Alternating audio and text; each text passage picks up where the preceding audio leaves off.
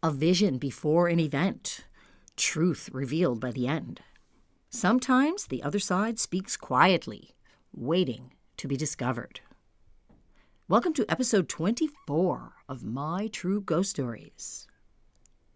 This past October, I was invited to tell a ghost story at an in-person Halloween-themed storytelling event. I was invited by the host of this event, who was a professional storyteller herself. She had been listening to my podcast and was looking for some ghost stories for an evening of stories called Ghosties Galore. And it was going to be 2 professional storytellers and me. So, 3 storytellers in all. She told me that the stories had to be true and had to be personal and had to be around but no more than 30 minutes. Now, I am obviously a storyteller. I mean, look at me right now, telling you this story. I love telling stories. But I had no experience with this form of storytelling.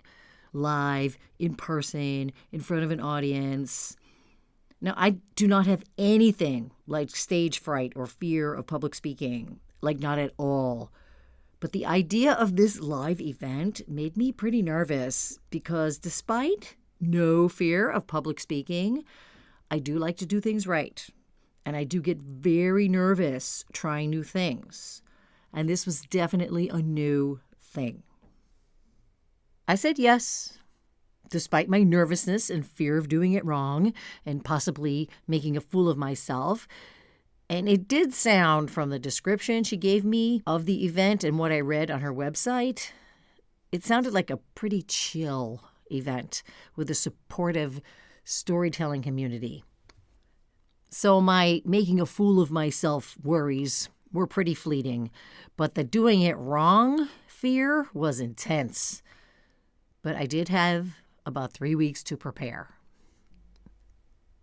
After I said yes and started thinking about how I would prepare, I got almost immediately a vision of this upcoming storytelling event. In this vision that I had, I was facing a crowd of about 30 people. They were sitting in chairs in front of me. It was dimly lit, and I couldn't see their faces, but I could tell that they were facing me. And in this vision, behind them, the people in the chairs, were 4 ghosts. The ghosts were spread out in a semicircle around the back of the little audience that I was facing. And the ghosts were facing me, and they were in the dark too. I couldn't see their faces. And they weren't next to each other. They were standing directly behind different seated audience members' chairs. And the ghosts were, from my left to the right, around the back, it was 3 men and then 1 woman all the way on the right. And that was the vision. An audience of about 30 sitting people in a dimly lit space with 4 ghosts behind their chairs in a semicircle. 3 men and then 1 woman. The woman holding the event gave me the address and asked me for a bio. And she said that she was going to use Halloween scary pictures for our individual bios in the promotions. And she asked me which picture would I prefer to represent myself. She said I could be a ghoul, a ghost, or a witch. And I said, a gorgeous witch, of course. And I started to prepare. I had to choose an outfit, something comfortable and flattering, and I had to practice, which meant I had to pick a story. Something scary, something funny, something heartfelt. I eventually landed on the story of The Haunted Basement, which also happens to be episode 1 of this here podcast. I chose it because it's kind of all 3, scary, funny, and heartfelt. And then, for the next 3 weeks, until the event, I practiced. I walked around the house practicing and timing it in the mirror, quietly to myself at the gym, while alone in the sauna at the gym. I was constantly practicing. And every time I practiced, I saw clearly in my mind the crowd of sitting people with the 4 ghosts behind them. I was told that storytellers do not read their stories from a piece of paper or anything like that, so I knew I had to sort of memorize the story. So I listened to the previously mentioned episode 1 of my own podcast, and I listened to it over and over again, which was a little hard, hearing my own voice for that long, but it did help me memorize the story somewhat.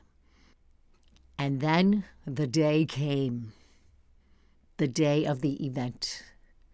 It was on a Sunday night, and I was so nervous. I had the outfit picked out, I had chosen the story, I had listened to myself tell it over and over again on my podcast. I had practiced in the mirror, and I was as ready as I could be.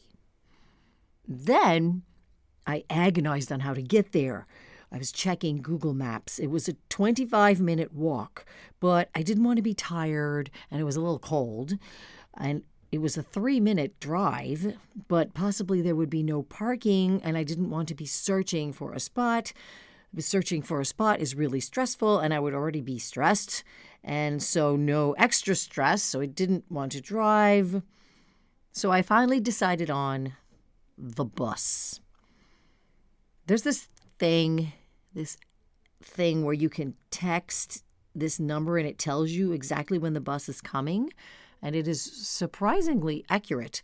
So I used that, and it was just one short bus ride and then a 3-block walk to the address. And I got there so early. I was so early that I hung out on the corner a block away so I would not be the first one there. I don't like to be the first guest at a gathering. And I knew that this event starts with a gathering, like a party, before the storytelling. And while I stood there a block away, I noticed that there were parking spots everywhere, so I could have driven, but oh well. Eventually, enough time had passed, so I figured I wouldn't be the first one there. And I walked down the block to the address, and I went in, and I joined the pre-event party. And there were some people there, so I was successful at not being the first. And they had refreshments and really friendly people. There's like this whole storytelling community. Who knew? And they're really nice. There was some discussion among the guests and hosts about whether the storytelling would happen outdoors or indoors. It was originally planned for outdoors.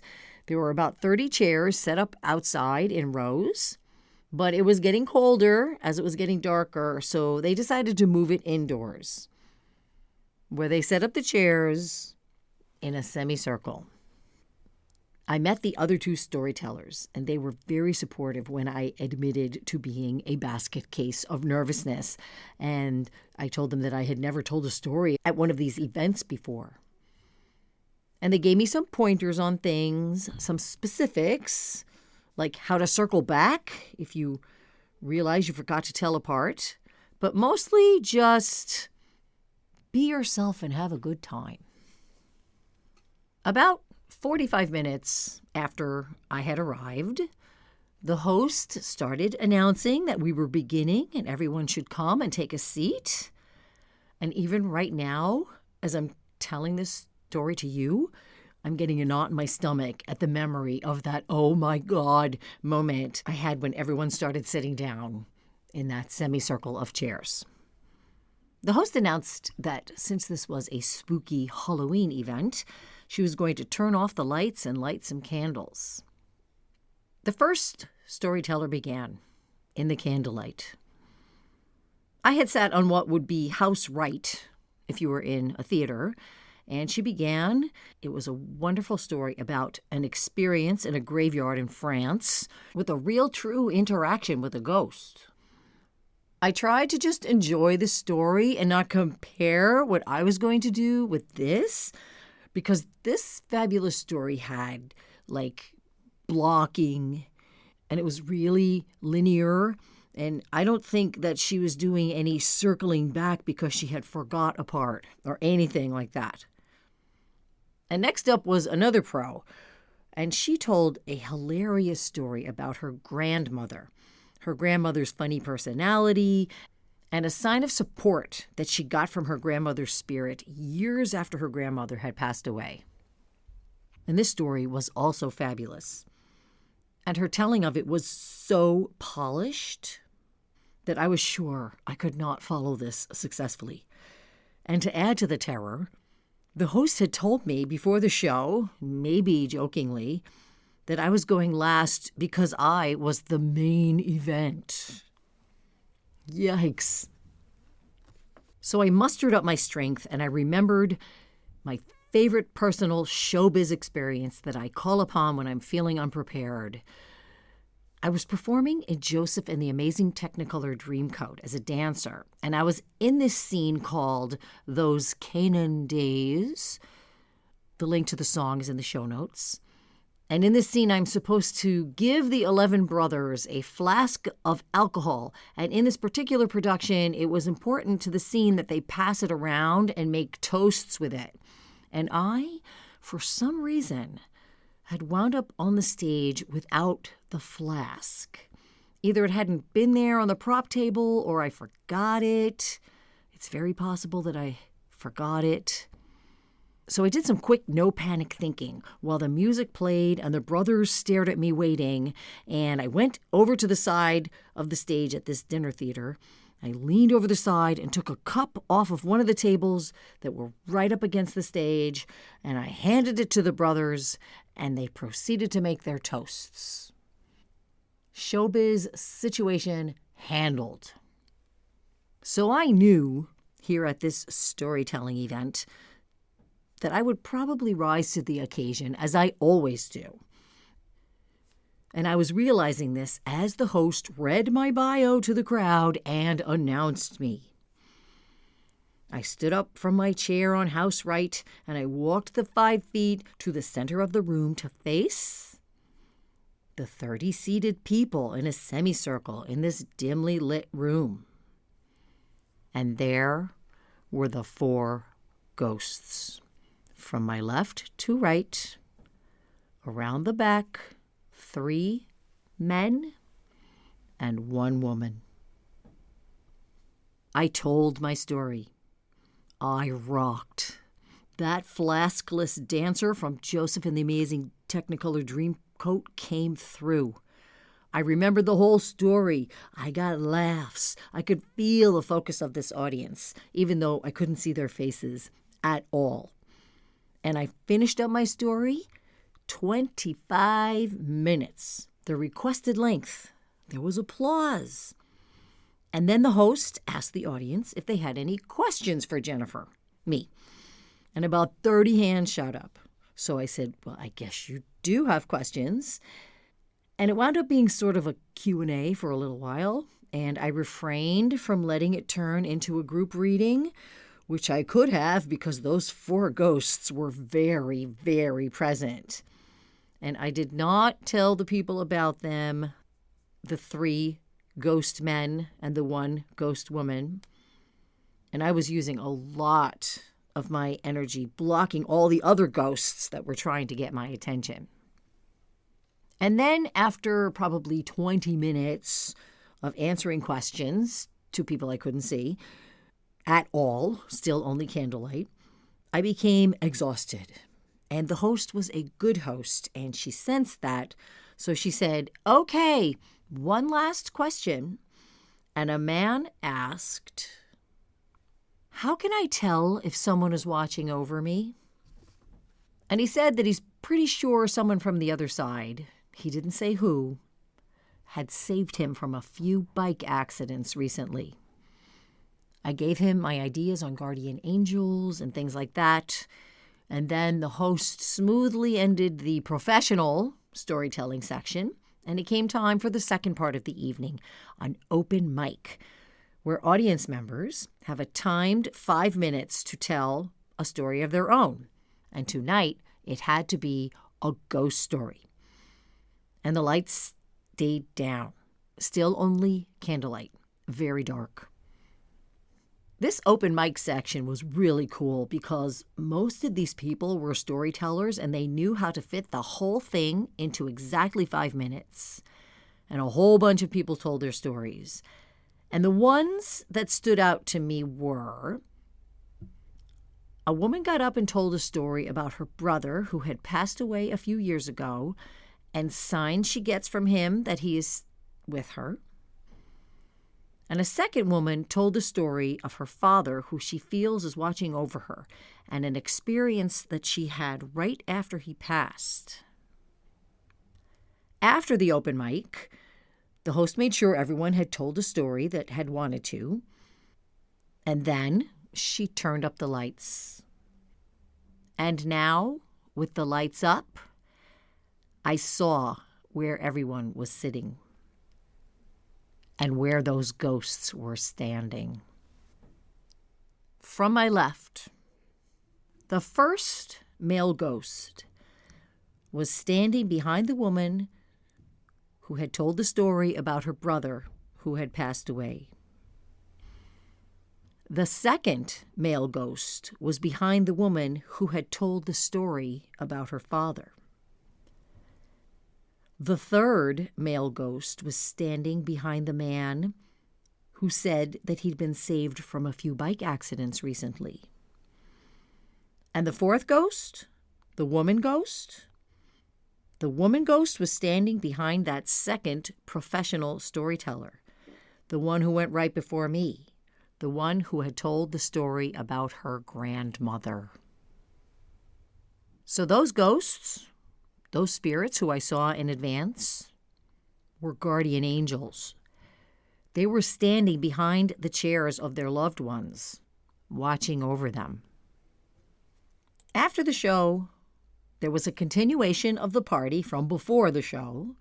People discussed the stories, asked questions of the storytellers, and I told the 4 people about the 4 ghosts.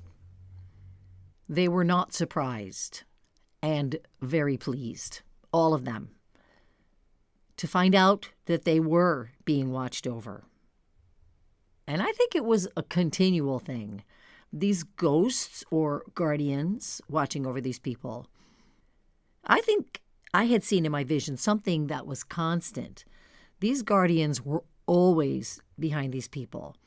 And I think the powers that be wanted them to know it, so they sent me that vision so I could tell them. As things wound down at the party, I gave out my card to a few people. I actually got paid from a tip jar that the host had passed around.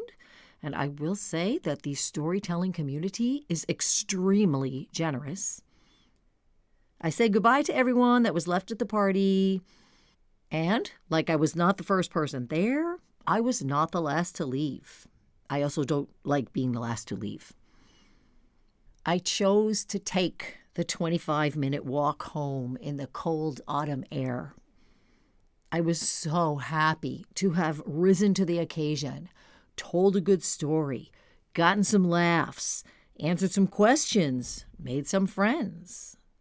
And most of all, I was so happy to have helped loved ones from both sides of the veil connect. If you've enjoyed this episode, please take a second to subscribe, like, and share it with a friend to help this show grow.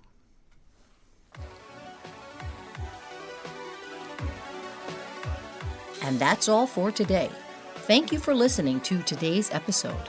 And if you think your house is haunted, want energy cleared from your space, or need a custom spiritual ritual, I'm here to help. Visit jpclearing.com or email me at jpclearing60@gmail.com. Don't forget to join me here every Tuesday for a new episode. Until next time.